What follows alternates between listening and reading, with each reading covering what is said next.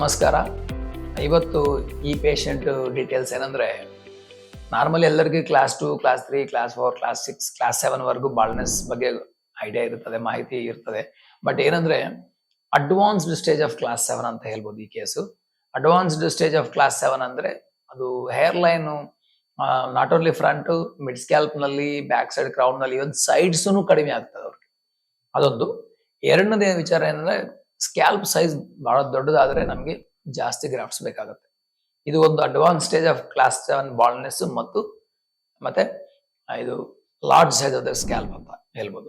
ಇಂಥವರಿಗೆ ನಾವು 20 ವರ್ಷ ಎಕ್ಸ್ಪೀರಿಯನ್ಸ್ ಇದೆ ನಮ್ಮ ಕ್ಲಿನಿಕ್ಗೆ. ಅದರಿಂದ ಆಲ್ಮೋಸ್ಟ್ 8,245 ಗ್ರಾಫ್ಟ್ಸ್ ನಾವು ಒಂದೇ ಸೆಷನ್ನಲ್ಲಿ 3 days ಪ್ರೊಸೀಜರ್ ನಾವು ಮಾಡಿದ್ವಿ.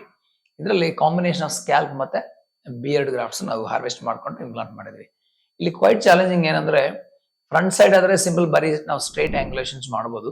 ಇಲ್ಲಿ ಫ್ರಂಟು, ಮಿಡ್ ಸ್ಕ್ಯಾಲ್ಪ್, ಕ್ರೌನು ಮತ್ತೆ ಸೈಡ್ಸ್ಗೆಲ್ಲ ಹೋಗಿದೆಯಲ್ಲ, ಪೇಷಂಟ್ಗೆ ಡಿಫ್ರೆಂಟ್ ಆಂಗ್ಯುಲೇಷನ್ಸ್ ಇರ್ತವೆ. ಅದೇ ರೀತಿ ನಾವು ಇಂಪ್ಲಾಂಟ್ ಮಾಡಬೇಕು, ಇಲ್ಲಾಂದ್ರೆ ಅದು ನ್ಯಾಚುರಲ್ ಆಗಿ ಕಾಣೋದಿಲ್ಲ. ಸೊ ಏರ್ ಡೆನ್ಸಿಟಿ ಕಡಿಮೆ ಇದ್ರೂ ಪರವಾಗಿಲ್ಲ, ನ್ಯಾಚುರಲ್ ಆಗಿ ಕಾಣಬೇಕು.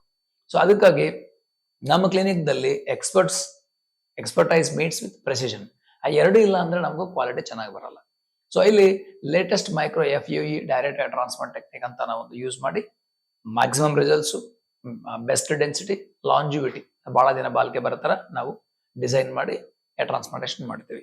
ಸೊ ಇಲ್ಲಿ ಇನ್ನೊಂದು ಕ್ವೈಟ್ ಚಾಲೆಂಜಿಂಗ್ ಏನಪ್ಪಾ ಅಂದ್ರೆ, ನಾವು ಬಿಯರ್ಡ್ ಗ್ರಾಫ್ಟ್ಸು ಮತ್ತೆ ಸ್ಕ್ಯಾಲ್ಪ್ ಗ್ರಾಫ್ಟ್ಸು ಕಂಬೈನ್ ಮಾಡಿ ಮಧ್ಯ ಸ್ಕ್ಯಾಲ್ಪ್ದಲ್ಲಿ ಇಂಪ್ಲಾಂಟ್ ಮಾಡಬೇಕಾಗುತ್ತೆ. ಇಲ್ಲಾಂದ್ರೆ ಒಂದು ಕಡೆ ಬಿಯರ್ಡ್, ಒಂದು ಕಡೆ ಸ್ಕ್ಯಾಲ್ಪ್, ಅದು ಮ್ಯಾಚ್ ಆಗೋದಿಲ್ಲ. ಅದು ಬ್ಲೆಂಡಿಂಗ್ ಅಂತ ಹೇಳ್ತೀವಿ.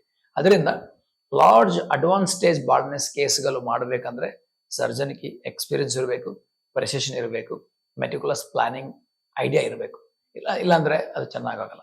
ಇದು ಇವ್ರದ್ದು ಬಹಳ ಹಾರ್ಡ್ ವರ್ಕ್ ಮಾಡಿ 8,245 ಗ್ರಾಫ್ಟ್ಸ್ ಮಾಡಿದ್ವಿ. ಒಂದು 8 ತಿಂಗಳಾದ್ಮೇಲೆ results I am expecting super results for him. 8 ತಿಂಗಳಾದ್ಮೇಲೆ ನಾವು ಒಂದ್ಸರಿ ಮತ್ತೆ ಅಲ್ಲಿ ಕೀಪ್ ಯು ಪೋಸ್ಟೆಡ್. ಮತ್ತೆ ರಿಸಲ್ಟ್ಸ್ ಯಾವ ಥರ ಬರ್ತವೆ, ಎಷ್ಟು ನ್ಯಾಚುರಲ್ ಆಗಿದೆ, ಡೋನರ್ ಏನಾದ್ರು ಡ್ಯಾಮೇಜ್ ಆಗಿದೆ, ಅದೆಲ್ಲ ಡೀಟೇಲ್ಸ್ ನಾನು ಫ್ಯೂಚರ್ ವಿಡಿಯೋಸ್ನಲ್ಲಿ ಪೋಸ್ಟ್ ಮಾಡ್ತೇನೆ. Thank you.